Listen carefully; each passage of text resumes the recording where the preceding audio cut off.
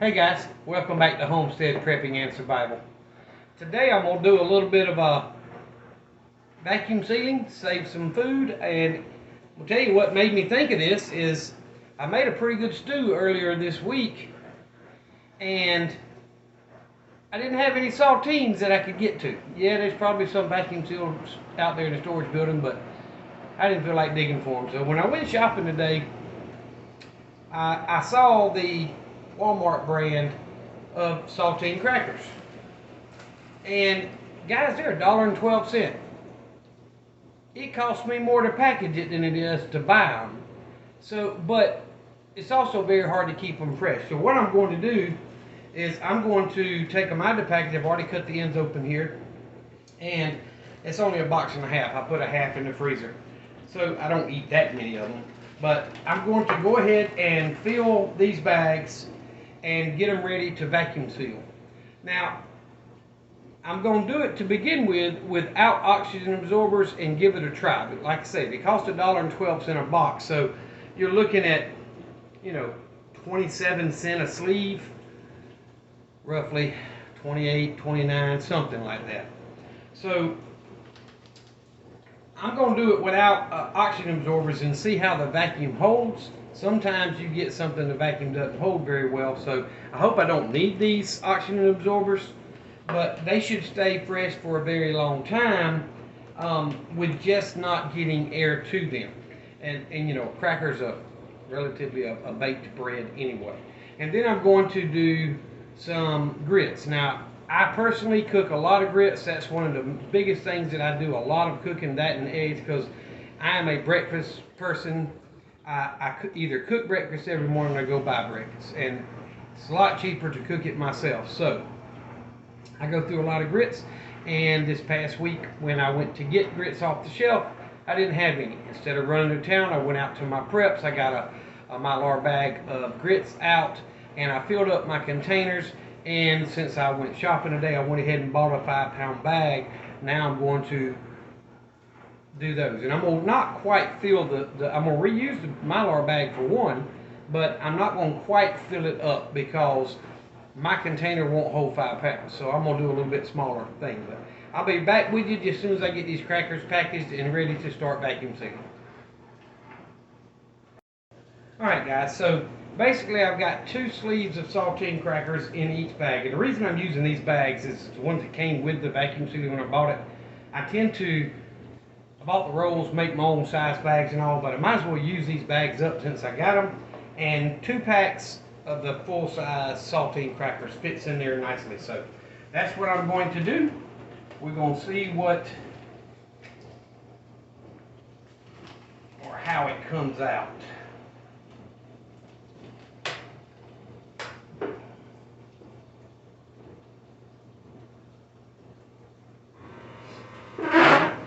Slide my chair over and get to it a little bit better. Trying to kind of slant them so it doesn't crush them so much.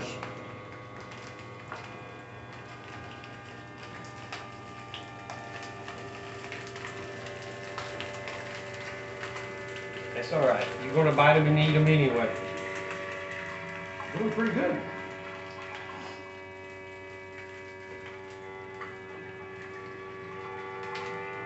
And now it's sealing.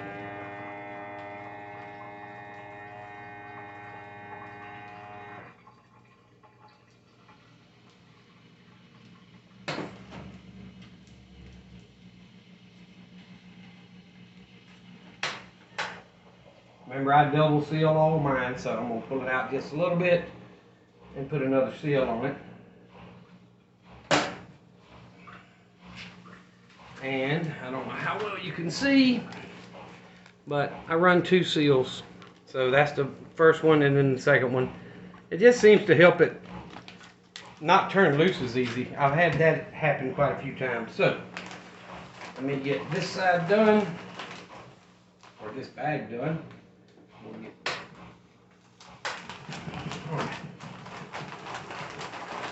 going to try to get them to lay down so it doesn't break them quite so much. But of course, if I wanted them to stand up, they wouldn't. So whatever, we'll do it.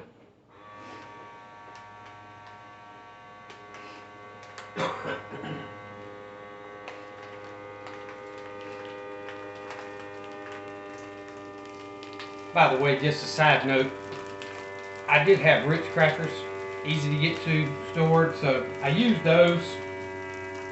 Oh, it's pulling these up pretty snug. But anyway, but a good stew's not the same without a saltine cracker. Ritz crackers are good for what you use them for, but saltine tends to me to go better with a stew or a soup or whatever.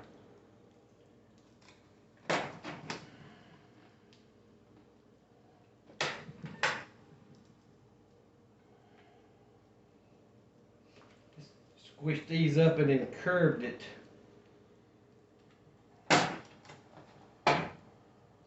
As you can see. But they don't move. So that's the important thing. Let me see if I can get these to lay down a little better. Maybe it won't do that.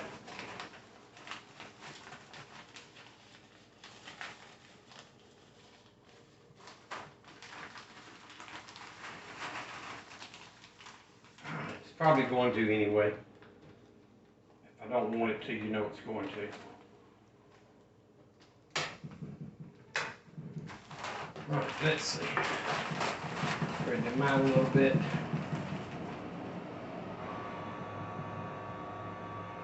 My air just came on. I need to turn it down. I'm hot. I've been cooking for the last couple of hours and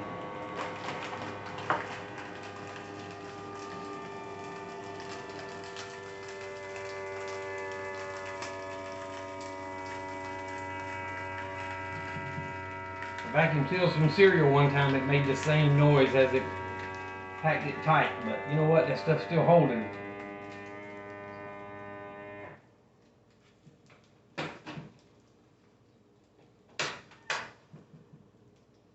Put my second seal on it. And next time I need saltines, I'll have some.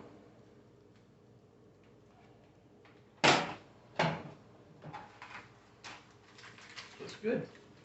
Alright, I'm going to pause it again and get the grits bagged up, and we'll put an O2 absorber, oxygen absorber in with those just because, and I need to get the brown bags out. You don't do the fluffy stuff without it, so I'll be right back. Alright, so one more thing, guys. I haven't bought these in years because I bought so many of them, but these little brown paper sandwich bags, get them from the Dollar Tree for $1 a piece. Now, of course, they went to $1.25 and up or whatever, but still, you're looking at 4 or 5 cents a bag. And anytime you're going to vacuum seal something that's light and fluffy like flour and grits and cornmeal, you know, all that stuff, put it in a brown paper bag, fold it up, and put that inside your vacuum seal bag, and that'll keep it from getting sucked into your vacuum sealer and messing it up. So just a, you know, 2 cents worth of help there. Hope that helps somebody. But I'm going to start bagging this up and we'll get right back to it. Alright guys, I want to talk about one more thing. If you want to save the instructions on anything, or sometimes they put good recipes on the packaging, you know, all that stuff, especially you ladies know that. But you can cut that out and put it in one of the bags or copy it and put it in every bag. But, you know, I don't have my recipe down, but I know how to cook grits, so I'm gonna leave it that way. But if you want to keep up with the calories and all that stuff, you can cut that off the packaging and put it in there. But like I say, I'm not worried about that for me, but maybe it's something you're concerned with. So I've got them in the brown bag, and now the brown bag is in. Oh, I forgot the vacuum seal bag. So got to get my O2 absorber out and get them in. I'll be right back. Okay guys, so first thing I did, I had to open another pack of oxygen absorbers because I only had 2 in the one that I had already used. But I seal those first. As soon as I get them open, I want to get out what I need and get these sealed back up so they'll last longer that way. They won't be absorbing oxygen while you're doing other stuff. So now I'm ready to seal these up. Each bag has an oxygen absorber.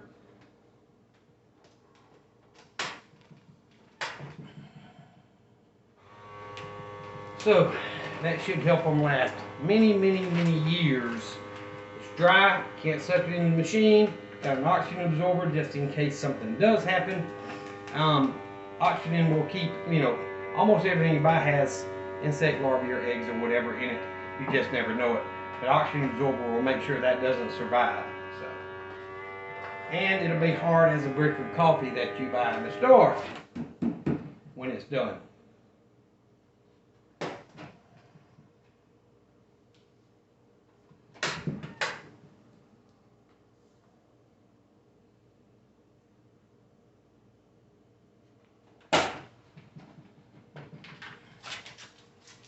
Hard as a brick.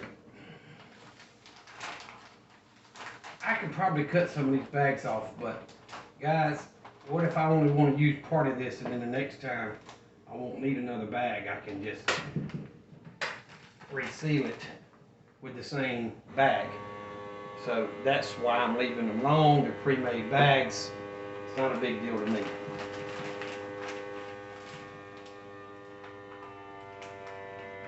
I don't know if y'all can see that, but it's shrinking that up really well. Oxygen absorber over here. I've got about 1.5 to 1 3/4 pounds in each bag.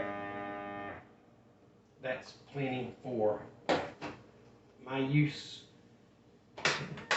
Crap hit the fan. If I need to do more than one bag at a time, we can, of course. So.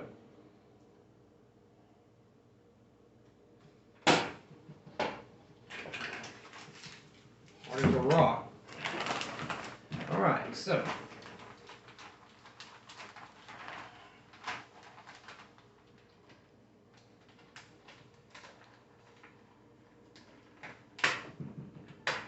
All right, let's try it one more time.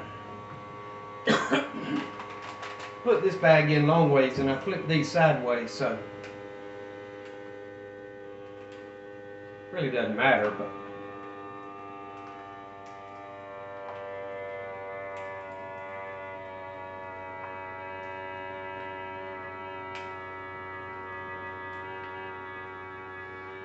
see how long the video is.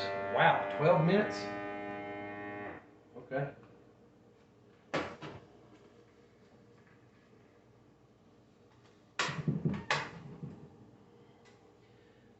Alright, well, guys, that's all there is to it. Y'all know I did a repair on this vacuum sealer, and my review on it was, kind of poor. I have bought a new commercial grade one. I haven't even used it yet. As long as I can get use out of this one, that one's my backup. So that's the plan.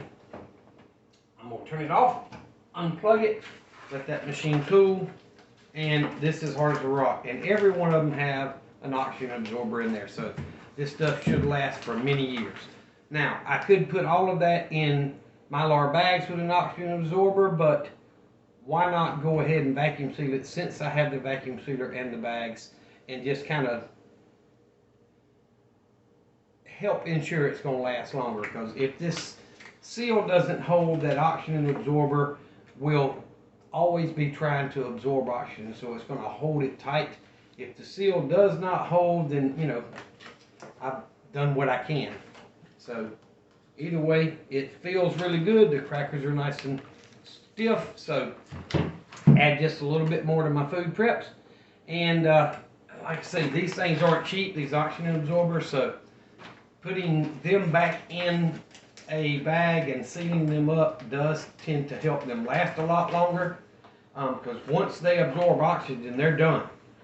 They'll get warm to the touch and so on. So anyway, guys, I hope you're prepping. I appreciate you watching, and share the channel when you can. Thank you very much for all the subscribers. We've got quite a few new ones.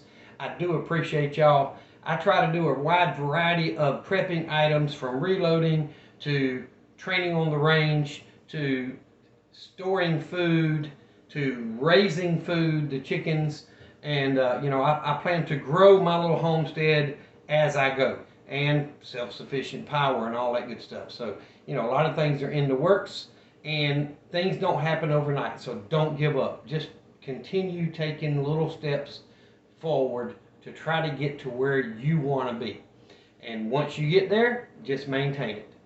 But either way, guys, thank y'all very much. I really do appreciate it. Y'all remember the two things I always tell you that's more important than everything else. Jesus Christ loves you, and so do I. Y'all be safe and be prepared.